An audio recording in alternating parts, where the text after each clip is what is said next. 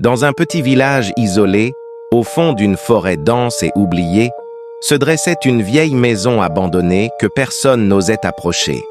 On racontait qu'elle appartenait autrefois à une famille qui avait mystérieusement disparu il y a plusieurs décennies.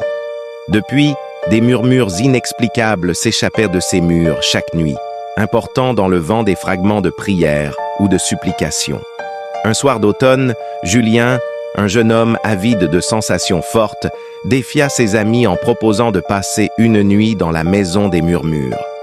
Malgré les avertissements des villageois, il emporta une lampe torche, un carnet pour prendre des notes et un téléphone pour enregistrer ce. La maison paraissait encore plus sinistre à la lueur de la lune. Le bois des murs était pourri et les fenêtres ressemblaient à des orbites vides. En entrant, Julien sentit immédiatement un froid glacial qui n'avait rien de naturel. Il progressa dans le couloir principal, éclairé faiblement par sa lampe, quand il entendit un premier murmure. Cela assemblait à un souffle, juste derrière lui. Julien se retourne, mais il n'y avait rien. Pourtant, les murmures s'intensifièrent. Ils semblaient à provenir des murs eux-mêmes, comme si des dizaines de voix prisonnières essayaient de lui parler. Refusant de céder à la peur, il activa l'enregistrement sur son téléphone et une porte claqua violemment dans son dos, le faisant sursauter. La lampe torche s'éteint instantanément, plongeant la pièce dans une obscurité totale. Julien chercha fébrilement son téléphone pour l'utiliser comme source de lumière, mais l'écran ne s'allumait pas.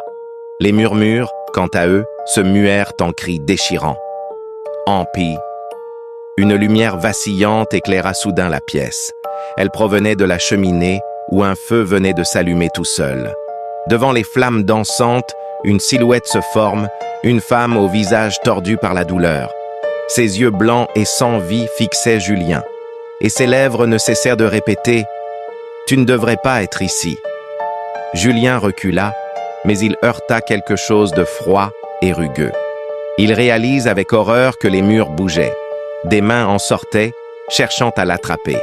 Une douleur vive envahit sa poitrine, comme si une force invisible tentait d'aspirer son souffle. Paralysé par la peur, il ne pouvait ni crier.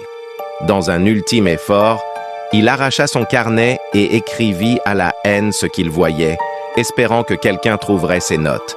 Mais avant qu'il ne termine, les crises s'arrêtèrent brusquement, laissant place à un silence pesant. Julien avait disparu.